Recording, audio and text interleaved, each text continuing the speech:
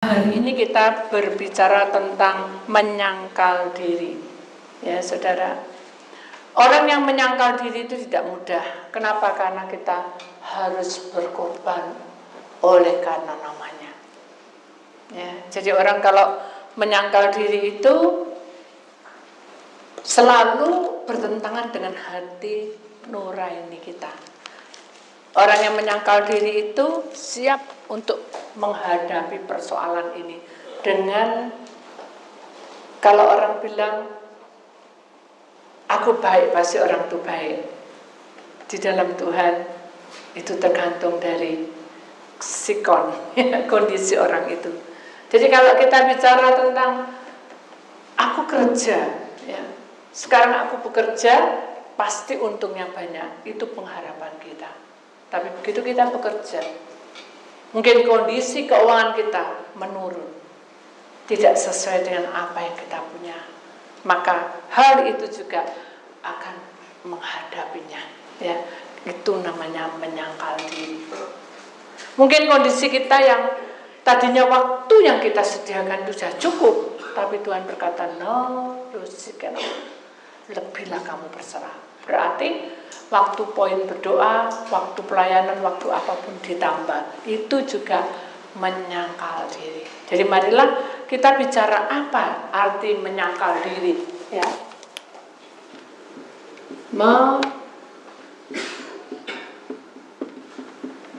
Menyangkal diri. Ya.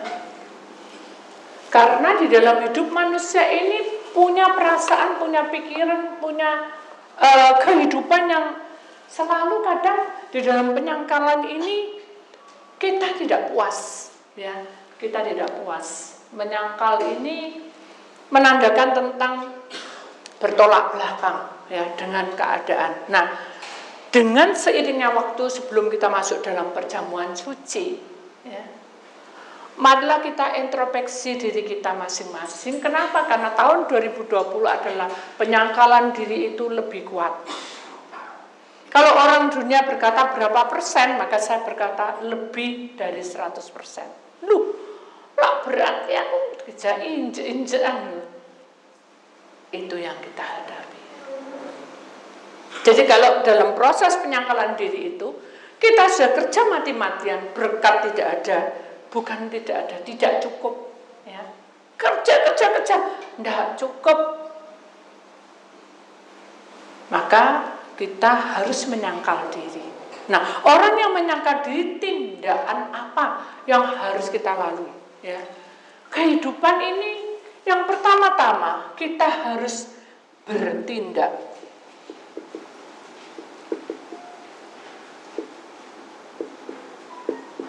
Tetapi harus sesuai dengan firman-Nya.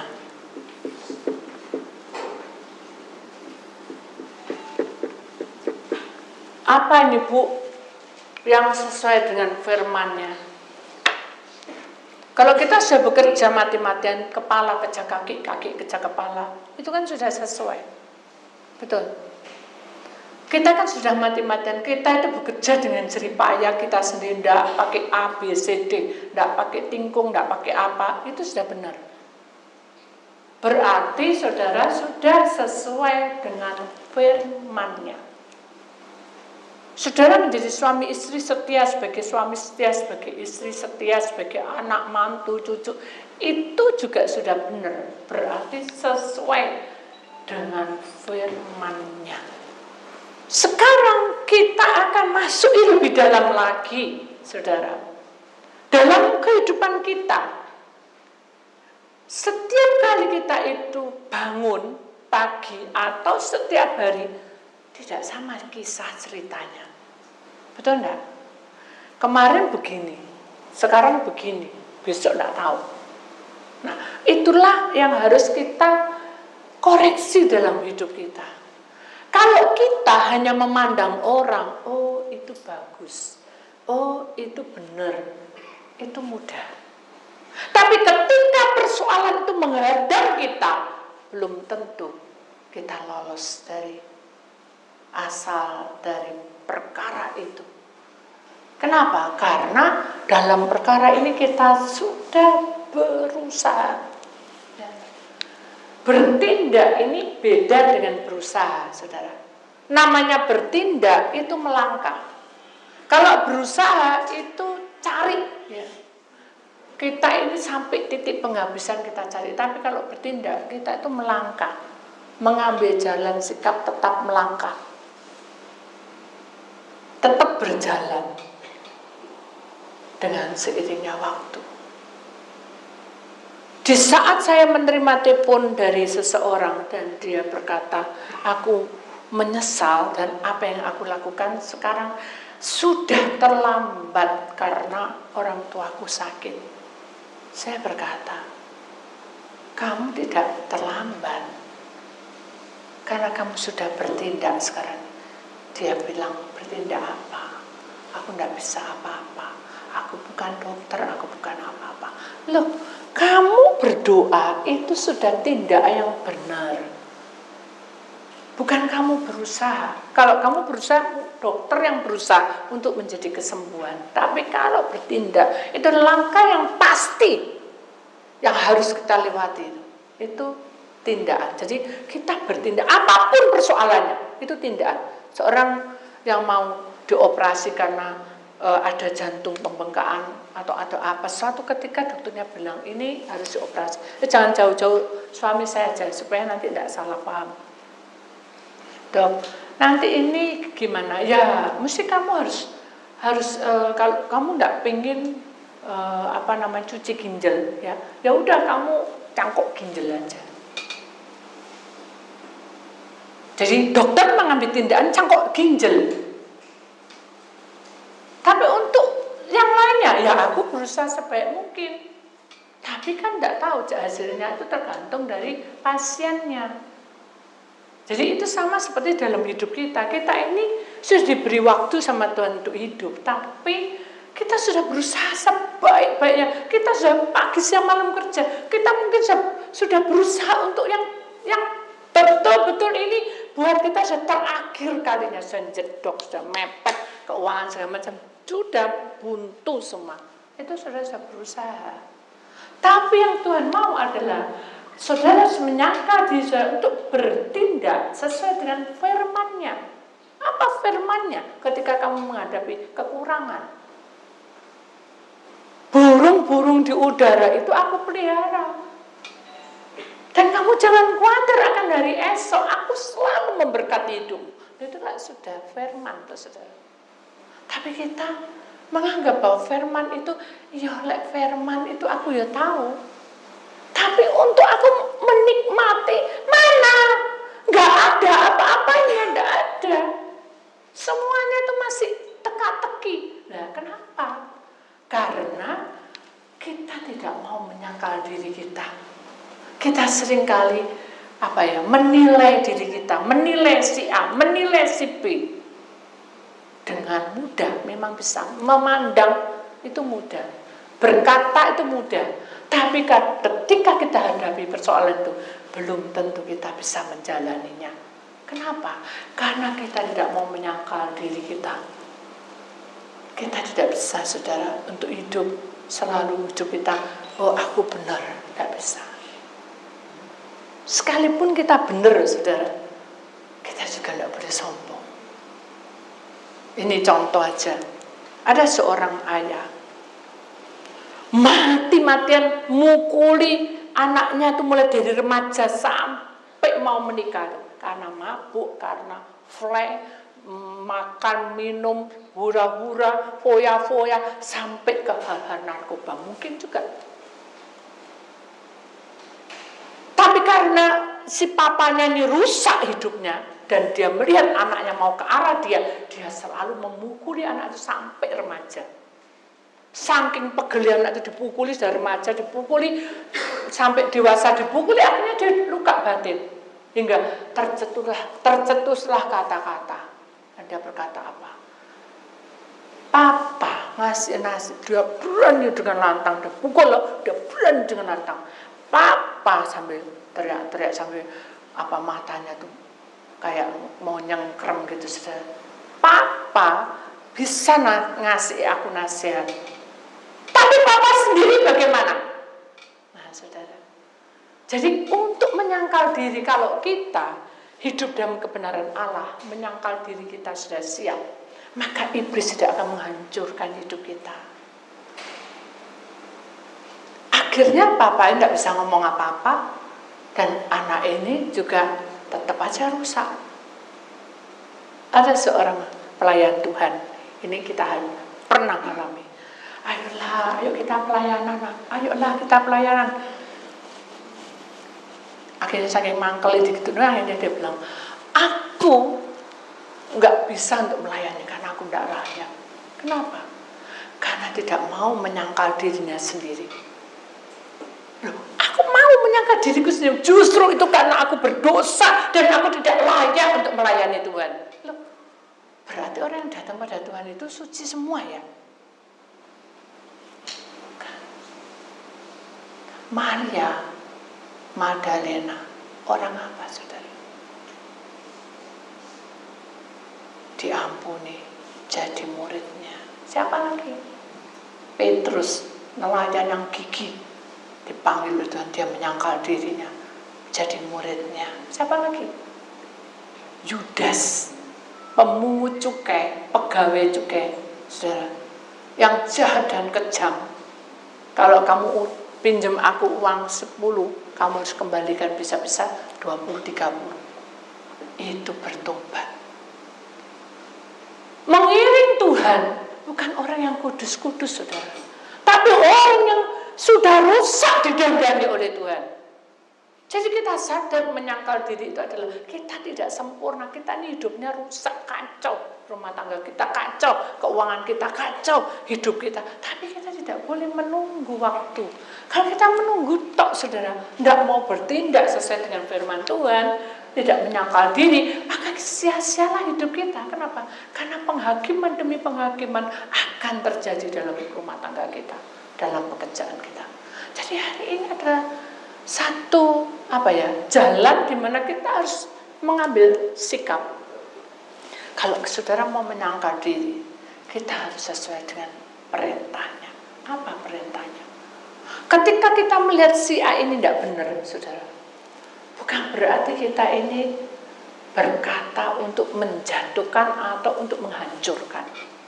Saudara, kita angkat dia untuk bertobat. Kalau si B ini orangnya goblok kasarannya gitu, gak ngerti lor kidulnya tangulan kasarannya, gak ngerti apa tuh papoh aja. Kita wajib untuk menjadikan dia itu berharga di hadapan Tuhan. Jadi kita ini belajar untuk saling melayani. Tengok kiri kananmu sekeliling. Jangan tambah ngasih bumbu racikan. Tahu bumbu racikan? Kalau bumbu rawon itu tambah diperlengkapi, tapi tidak baik tindakannya, tidak sesuai dengan firman-Nya. Kalau mungkin kita sekarang ini lagi satu keputusan, saudara ya, tolong disebarkan juga. Kalau mereka tidak hadir hari ini, kita konseling pukul 4, stop pukul 6, kita langsung masuk ibadah. Hamba Tuhan yang mau penyembahan, kita mau penyembahan. Kalau kita mendahulukan firman-Nya, maka saya percaya untuk masuk di dalam penyangkalan diri itu akan terjadi, sehingga kita akan menjadi tertib di hadapan Tuhan. Loh Bu, kok gak dulu-dulu, kok sekarang kasep? Karena saya makin takut, saudara. Karena naga yang ada di laut di sebelah Kenjeran itu selalu bergerak. Kepala saya pusing, tubuh saya lemes. Hari-hari ini saya betul-betul tergejolak, maksudnya gejolaknya tuh kuat sekali, sangat mengerikan. Kalau saya ingat, bukan ramalan, Tuhan pernah bicara, kalau Pulau Jawa ini terpecah, yang didahulukan, yang paling dahulu pecah itu di daerah Kenjeran, di mana tempat saya tinggal. Jadi kalau gelap gulita, saya pelayanan, saya selalu bilang, nanti kalau lampu mati, tidak ada suatu kekhawatiran, kamu jangan ada di rumah, langsung pergi aja. tak tunjukin di tempat ini. Ya Bu, bawa anak-anak ke sana. Kita tidak tahu apa yang terjadi. Saya bilang mulai sekarang kalau ada petir, ada hujan, angin, tolong ya, semua diperhatikan anak-anak. Tolong jangan ada listrik yang keleleran di mana-mana. Kalau kita menjadi anak Allah, menyangkal diri tidak senang, tidak enak. Kenapa? Karena keakuan kita harus dimatikan. Aduh, kok mendung kayak gini ya. Secara logika, enggak bisa aku tak jaga anak-anak, aku kan tahu nanti terjadi apa-apa. Tidak bisa, berangkat sudah pelayanan, tunaikan tugasnya, menyangkal diri.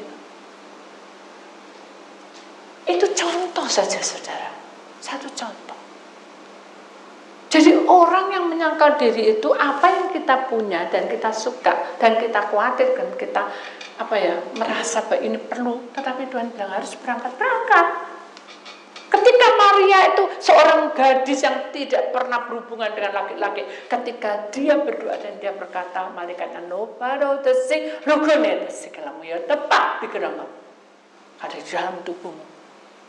Nanti kamu akan mengandung Roh Kudus masuk di dalam tubuhmu dan akan menjadi seorang bayi. Bukan sunat, proses. Apa kesenangan Maria? Apa tidak dicemooh? Tidak dihina? Oh, masih tidur orang gini. Nah, itu saudara, penyangkalan diri ini sangat tidak menyenangkan.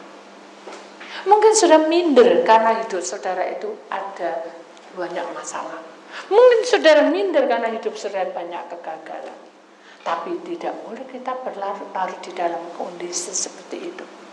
Harus bangkit, harus bertindak sesuai firman-Nya. Apa? Kerja-kerja yang benar. Rumah tangga yang benar. Hidup sesuai dengan perintahnya. Saling mengampuni, saling mengasihi. Itulah yang diberikan hukumnya kepada kita. Supaya hidup kita ini langgeng sampai selama-lamanya. Mengapa Tuhan berkata harus menyangkal diri? Karena manusia tidak akan mampu untuk masuk dalam penyangkalan diri. Sampai akhirnya Allah Bapa mengutus anaknya yang tunggal bernama Tuhan Yesus Kristus untuk turun ke bumi. Supaya sinar kemuliaannya menerangi seluruh bumi ini. Kelahiran Tuhan Yesus adalah jalan satu-satunya. Penyangkalan diri masuk di dalam sinar kemuliaannya. Dan kalau sinar kemuliaan itu memenuhi, maka seluruh hidup kita akan dihidupkan, diperbarui. Jadi mari kita menyadari bahwa kalau kita masuk di dalam penyangkalan diri dan bertindak sesuai dengan firman-Nya, maka kita akan merasakan hadirat-Nya. Di sini saudara, manusia akan merasakan hadirat-Nya.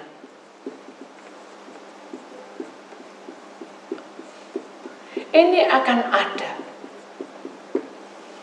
Ini adalah langkah yang harus kita ingat. Undang hadirat-Nya turun dalam hidup saudara. Jangan, orang bilang, Tuhan itu tidak suka orang curiga. Tapi kita sering curiga. Betul tidak? Sering saya katakan dalam firman Tuhan, dalam khotbah, jangan pernah kita mencurigai orang. Dan jangan berprasangka yang tidak-tidak. Kenapa? Karena Tuhan sendiri akan menghakimi kita. Karena jalan Tuhan bukan jalan kita. Jadi kita ini sebetulnya punya power untuk menjadi pemenang. Tapi karena power itu seringkali dijatuhkan dengan sifat keakuan kita yang merasa butuh belas kasihan. Ya. Kadang-kadang kita menghadapi kenyataan ini kita butuh perhatian. Nah kalau kita sudah butuh perhatian, penyangkalan diri tidak akan ketemu, saudara. Kita tidak akan dewasa. Maka itu kita harus bertindak sesuai dengan firman-Nya, itu hadiratnya itu turun. Kalau hadirat Tuhan turun, saudara, maka kita akan merasakan tinggal diam bersama Dia itu nyaman dan sangat berguna. Itu penting. Kenapa? Karena itu sudah terjadi di dalam kesaksian. Ya, satu hari ada seorang perempuan itu pemabuk, saudara. Saya juga tidak ngerti kalau dia suka minum. Suatu ketika dia itu berkata begini, "Bu, Ibu bisa lihat saya enggak?" Saya tersenyum. "Mau lihat apa?" "Lihat saya dong." "Iya." "Enggak ada apa-apa, kamu cantik, kamu baik, lembut." Dia bilang gitu. "Bener tak, Bu? Ibu katanya bisa menerawang orang." "Bener tak saya ini seperti itu?" Terus akhirnya saya bilang sama Tuhan, maksudnya berdoa sendiri, "Tuhan, orang ini harus bagaimana saya hadapi? Karena saya harus menyangkal diri. Apa yang tertutup, yang terselubung buka, singkapkan semuanya." Dan cuma bilang apa? Mengalir. Hari pertama. Hari kedua datang lagi konseling. "Bu, pernah lihat kehidupan saya enggak?" "Kenapa?" Saya bilang itu. "Tolong dong dilihat." Saya bilang, "Tuhan, apa yang saya perbuat? Saya tidak kelihatan apa-apa dalam diri orang ini." Tuhan cuma bilang apa? Mengalir. Akhirnya dia keluar dan ngomel. "Pendetamu." Dia cerita sama sebelahnya, "Pendetamu."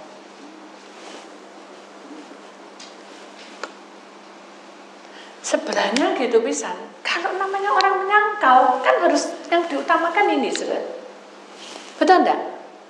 Tapi dia malah salah ngomongnya. "Lu, kamu gak tahu, Bu Titik kamu ya." Gitu.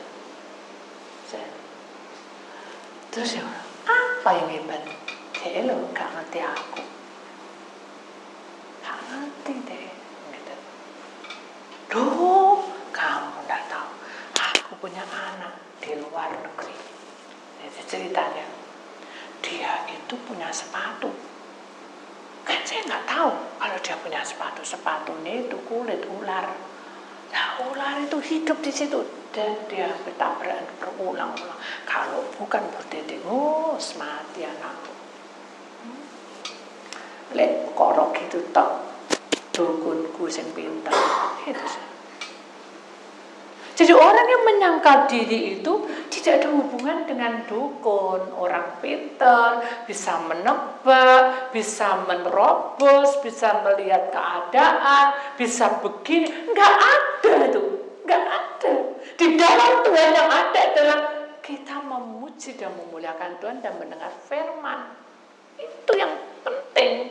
Jadi saudara sudah tidak menyangkal diri saudara di tempat ini, benar-benar mencari Bu Titik untuk konseling, atau benar-benar saudara mencintai Tuhan dengan segenap hati dan segenap roh dan segenap jiwa.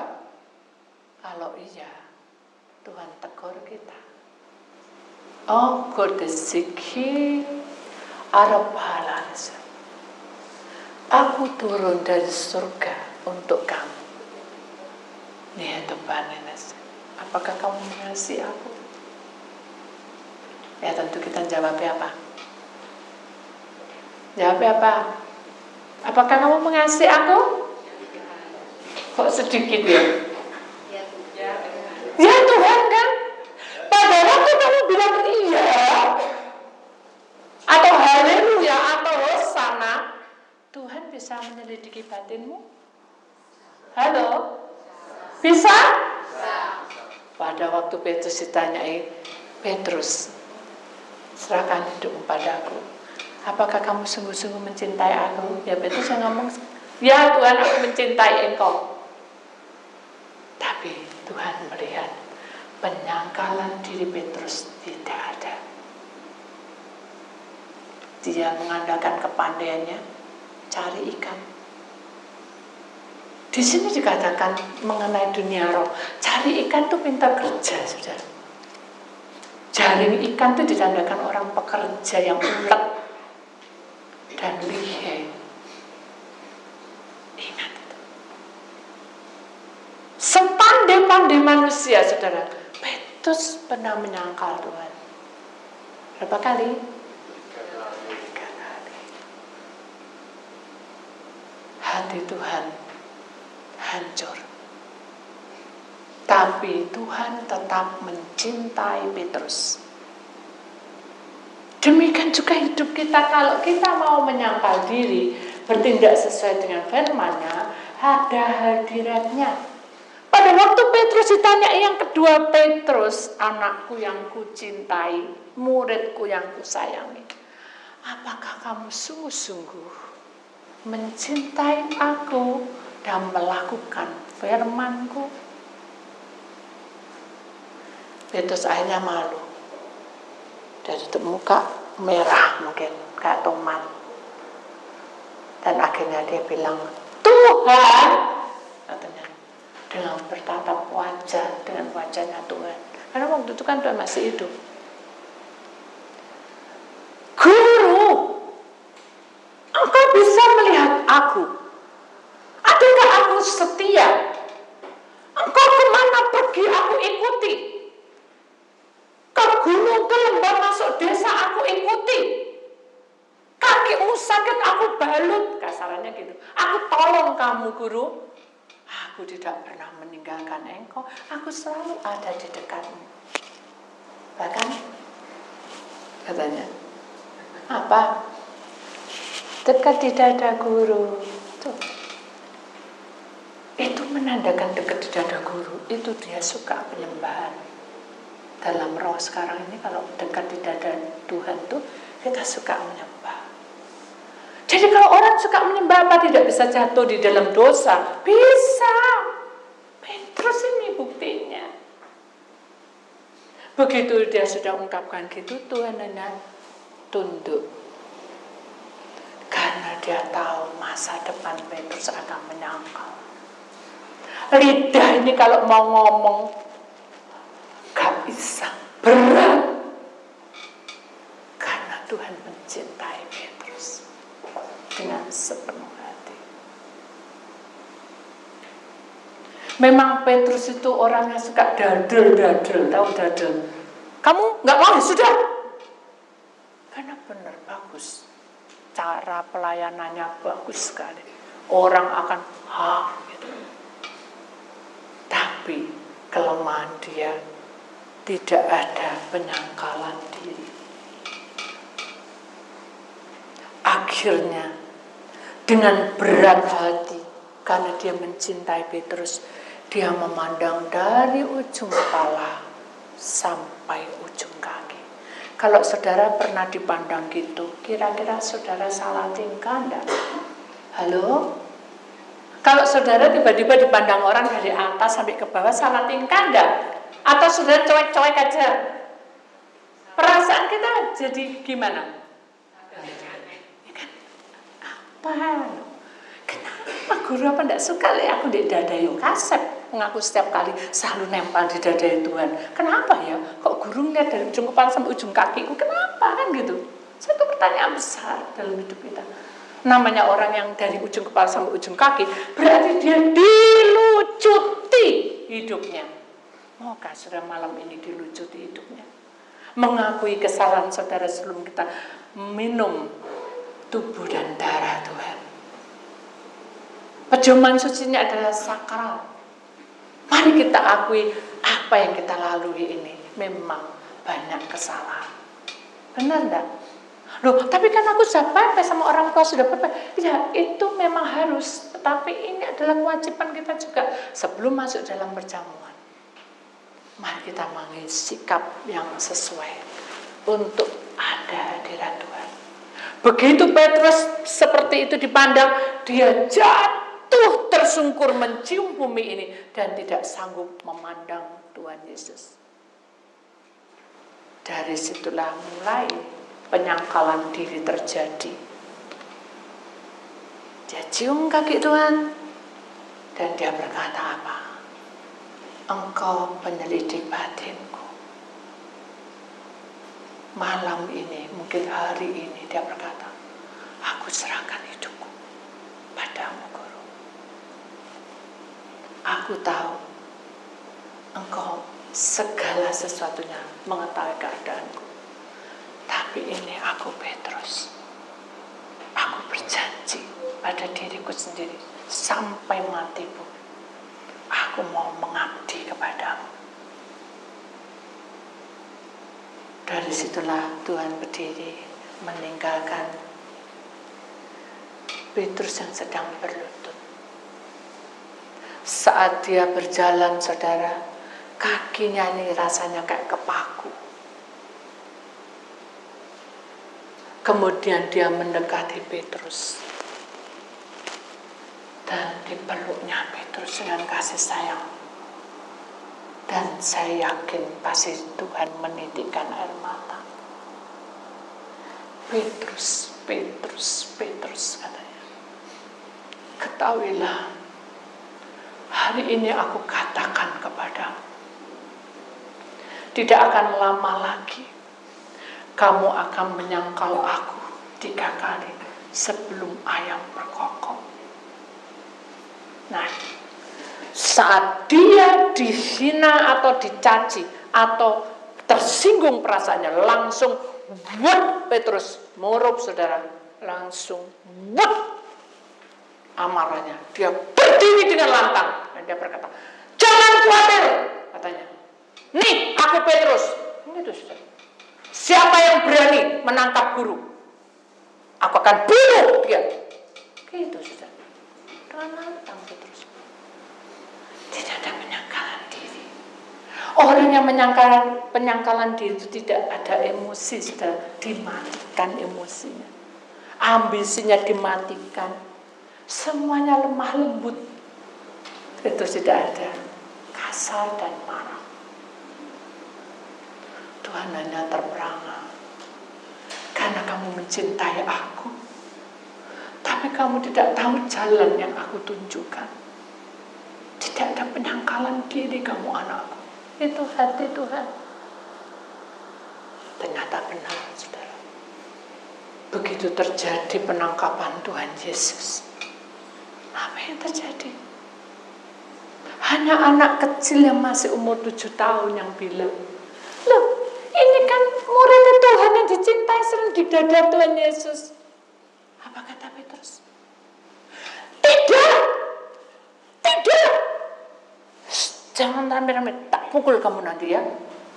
Anak kecil diancam. Aku tidak kenal guru. Sopo itu namanya, tidak tahu. 1 kali. Karena dia cinta Tuhan, tapi dia tidak tahu cara menempatkan penyangkalan diri. Tidak datang hadiratnya, malah keakuannya keluar. Dia sudah melakukan sesuai firman-Nya, tetapi tidak ada hadirat Allah. Hingga dia tidak ada damai sejahtera. Akhirnya dia tetap aja pengen ikut Tuhan, pengen ikuti Tuhan, diikuti Tuhan. Ditutupi semua mukanya, rapat. Sudah tahu kalau depan kalau kedinginan, tutupi semua ya.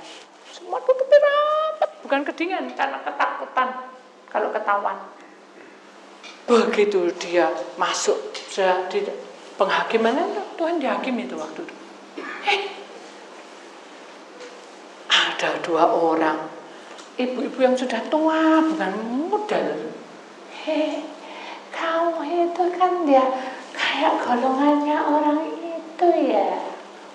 Begitu langsung naik darah tinggi, marah. Kamu bu, kamu jangan macam-macam. Kok kamu macam-macam, tak sobek mulutmu. Itu sudah 2 kali Petrus masih belum menyadari, emosinya membara. Tidak akan selesai, saudara. Itu tidak baik. Orang menyangkal diri itu betul-betul dilembutkan kejadian apapun. Hanya sudah lepas. Yang ketiga lebih parah lagi. Karena dia kedinginan, saudara, dia sembunyi di ujung. Dia terus ada di ujung sendiri, kan tidak mungkin. Sini tempatnya Tuhan ya, yang diadili. Dia di ujung saja, jauh saja. Dia cuma gini-gini tak. Kan kedinginan, dia di dekat perapian. Loh, ada orang sana, orang bilang itu seorang mabuk-mabuk, sang mabuk-mabuk. Kamu itu kan temannya Petrus, gitu kamu Petrus kamu temannya. Makanya kita aja. Langsung Petrus mukul orang itu, dia lari. Wes, nggak tahu parahnya mana. Pada saat dia lari, dia sadar. Kok aku kayak gini ya? Ingat pesan Tuhan. Apa yang dikatakan Tuhan itu terjadi. Loh, langsung dia menangis. Jadi sampai dia pukul diri dia. Dia mulai menyangkal diri. Dia lakukan perintahnya, minta pengampunan. Dia undang hadirat Tuhan turun. Hadirat Allah turun. Sehingga dia mengaku semua dosa kesalahannya di pelataran Tuhan. Nah, ini adalah kisah yang kita temui sehari-hari adalah hidup kita. Ketika kita punya masalah dan masalah itu tidak memuaskan hati kita, kita pasti berdebat. Banyak hal seperti Petrus yang terjadi. Kamu berapa kali didoa nomor Bu Titi? Tidak salah itu 3 bulan. Aku 1 tahun. Terus apa boleh? Kata-kata apa? Malah sibuk sampai dewek pelayanan. Saudara, saya percaya saudara ada di tempat ini adalah undangan Tuhan. Amin. Saya berdoa karena Tuhan membuka semuanya yang terselubung. Sebelum saya masuk di dalam pejaman suci, Tuhan sudah buka satu persatu aja, saudara. Saya diam, duduk diam, tersimpul duduk Tuhan. Apa yang saya lakukan? Mungkin orang akan berkata, pelayanan seperti itu. Kamu tahu, Bu Titi punya ke masalah. Gak ono sing tenanan. Dari kata-kata itu, saya merasa bahwa hal ini tidak baik. Tapi saya bisa apa, saudara? Itu terjadi 1 tahun yang lalu. Nanti ada lagi satu lagi berkata, kamu tahu, tempatnya Bu Titi, kalau kamu mau pengurapan, harus disiapkan tanah. Orang kan bingung. Orang pertama baru kan datang bingung. Tanah untuk apa? Garo. Mungkin untuk mengubur masalahmu. Loh, jadi saudara tidak tahu apa-apa. Mengapa diambil tanahnya? Gak tahu. Jadi kalau Tuhan tanya, kamu mencintai aku? Iya, aku mencintai. Tapi tidak tahu tanahnya diambil kenapa. Terus pokoknya Bu Titi ngomong dituruti. Jadi kalau saya bilang masuk sumur, sudah masuk sumur. Kan tidak seperti itu, saudara. Jangan doa. Gak tahu jawabannya, tanya sama hambanya. Kenapa Bu kok ambil tanah? Nah, saya akan terangkan dan dimasukkan dalam hati, disimpan, bila ada orang tanya, dikeluarkan. Saudara, ini seperti perpustakaan. Tuhan memberikan hikmat, marifat, penyertaan, perlindungan, dan juga kata-kata yang Tuhan berikan. Dan ini semua harus tahu mengapa kita mengurapi pakai tanah. Karena pada awal mulanya manusia itu terdiri dari tanah. Loh, Bu, itu kan tanah liat, ini tanah biasa loh, Bu, tanah pasir. Nggak urusan. Tanah pokoknya. Betul enggak? Apa kalau kita mau meninggal, Tuhan aku mau minta tanah liat ya di kuburnya? Enggak ada. Betul enggak? Tanah ya tanah yang kita injak di mana, di sanalah tempatnya. Kalau kita mau bangun rumah, pokoknya aku mau minta tanah liat. Enggak ada, saudara. Namanya tanah, semua rata tanah. Dari awal kita itu tanah liat. Allah membentuk kita dan beri nafas serupa dengan Allah. Makanya kita menginjak pun pakai tanah. Ada yang menginjak pakai air. Di laut bisa jalan gitu. Kita tinggal di laut, jalan dengan air. Makanya kita mengambil tanah. Itu diterangkan, saudara. Embo karo, jangan. Terangkan, saudara. Ada firman-Nya di dalam Kejadian. Ada. Allah menciptakan manusia itu awal mulanya ada tanah liat. Mengapa Loh ada dalam firman Tuhan. Akulah air hidup. Manusia pun kalau tidak ada air tidak bisa hidup, saudara. Betul enggak? Jadi marilah kita mengerti bahwa itu sesuai, kita belajar sesuai dengan firman-Nya. Tapi hadiratnya diundang. Tuhan, ini tanah dan air. Kita bawa. Nah, jelalan enggak ada pelepasan. Bersungut-sungut. Halo. Buanting.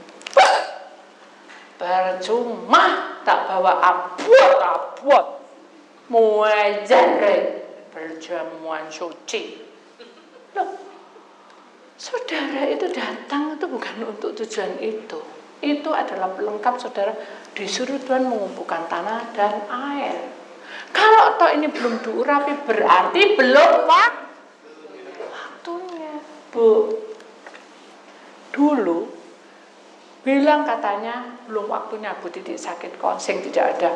Saya sabar. Yang kedua Bu Titi pergi ke Jakarta, saya sabar. Ketiga Bu Titi sakit, saya tidak sabar. Wes gak konseng, gak paten, aku running Bu Titi. Gak usah pergi ke Bu Titi. Loh, saudara itu cari saya apa cari Tuhan? Kalau saudara menyangka diri sudah menyadari kasihan ya, Bu Titi itu jauh-jauh datang terlambat. Hujan, angin, kepanasan kan gak ngerti saudara. Puasa itu sampai mulai jam 12 malam sampai kadang sampai malam jam 12 malam lagi. Karena pabrik rapi belum selesai. Jadi ini sudah kita waktunya makan kan jam 12 malam sampai jam 12 siang, ya toh. Baru murapi sudah. Karena banyak tanya. 1, 2, 3. Kita di satu tempat tuh 3 jam perjalanan jam. Sudah pukul 3. Sudah sampai di pukul 6 itu baru yang kedua. Saya tanya yang diurapi berapa? Loh, kan Bu Titi tahu tanahnya itu ada 5 Bu. Saya kan lupa. Oh ya, bukan mateng weh. Jam 6 terus rumah dari ujung ke ujung Surabaya Barat sampai ke timur sak jam setengah. Oh sendik kok beruncak banjir hujan angin apa semacam itu sampai jam biru mari perut keruk-keruk. Halo, karena tubuh saudara pasti keruk-keruk karena ndak minum ndak makan ngeleang, betul ndak? Sudah ya saya ngeleang berhenti dulu ya gitu. Aduh perut saya keruk. Sudah ya saya tak makan dulu, tak makan apa ya nak ya sate atau capcay. Nanti disambung lagi posoin. Gitu. Enggak saudara, kalau itu berat terus jalan. Itu kisah tentang pelayanan. Jadi bukan saya, waduh Bu Titi minta dibelas kasih. Enggak, saya cerita. Jadi perjuangan itu harus kita 24 jam kita pelayanan.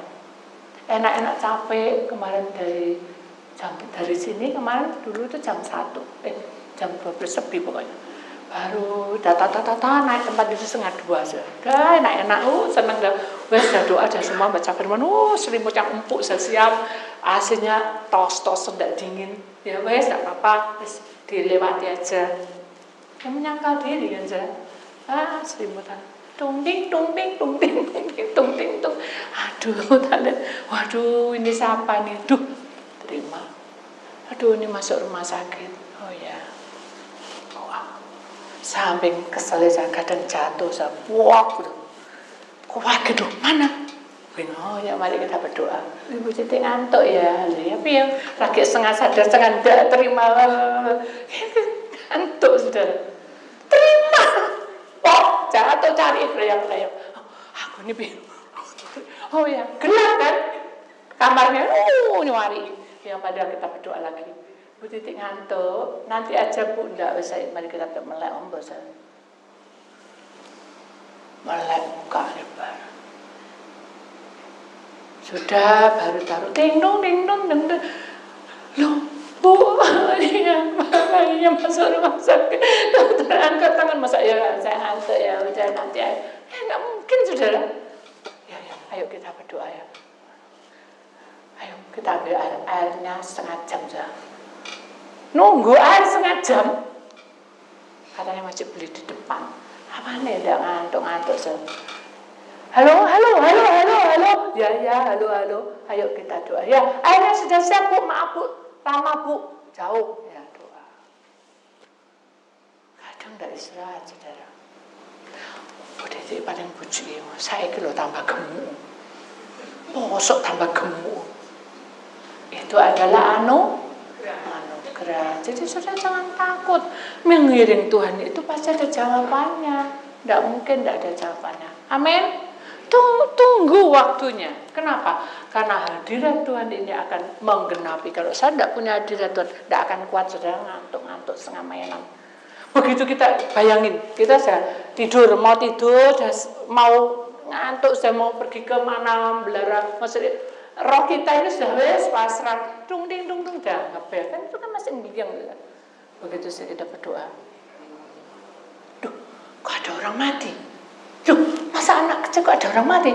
Kuagep melek ombo, bundel ser gitu. Ayo, kamu tuh di jendela, ada jendela. Ya Bu, sebelah tuh Pak. Orang mati ditaruh di situ. Terus gimana rumah sakit kok kayak gitu? Oh ya sudah, tidak apa-apa. Malah ombus ya. Doa. Gitu sudah. Jadi orang menyangkal diri itu hujan, angin, badai, capek, kesel, wis pokoknya kita sesuai, kita minta hadirat Tuhan. Amin. Supaya Tuhan berkuasa atas hidup kita. Tuhan ingin kita masuk. Kita lihat ini saudara, gambarnya lebih dulu. Ini tanda mengapa kita dimahkotai duri, salib yang dimahkotai duri, tanda bahwa hidup kita ini harus siap menyangkal. Sakit duri itu masuk di kepala itu sakit. Ada orang yang kejojo bilang mau lagi, nggak ada. Masih aduh, betul enggak? Ausin aja enggak bisa ngomong, maaf Leon. Kena apa sedikit beset tok lu saya. Nangis kebiar-biar. Nah, ini menyangkal diri, kita siap sakit saudara. Kemudian Matius 16 ayat 24. Lalu Yesus berkata kepada murid-muridnya, setiap orang yang mau mengikut aku, dengarkan ini. Saudara itu anak Tuhan. Kalau saudara datang dan mengikut Tuhan itu berarti saudara betul-betul mempersiapkan untuk sesuai firman-Nya dan ada di dalam hadirat-Nya. Ia harus menyangkal dirinya, memikul salibnya, dan mengikut aku. Ini perintah saudara. Jadi kalau saudara betul-betul menjadi miliknya, Matius 16 ayat 24 ini adalah hidup kita itu di sini. Bukan hamba Tuhan toh. Mari kita imani, kita harus melewatinya. Kemudian Tuhan Yesus akan memberkati kita. Jalan Tuhan itu belum tentu yang tercepat. Jadi kalau kita berdoa, rumahnya gak payu, setahun gini-gini. Nah ini jalan Tuhan itu tidak tentu yang tercepat, bukan juga yang termudah, pasti yang terbaik. Amin. Jadi mari kita imani bahwa hidup kita adalah miliknya untuk selama-lamanya. Ya. Itulah firman Tuhan. Kita akan mengakui bahwa hadirat Tuhan itu turun di tengah-tengah kita dan di dalam hidup kita, akhirnya kita memiliki mezbah yang menyala, ya. Mezbah menyala. Karena apa? Karena kita sesuai dengan firman-Nya, ya.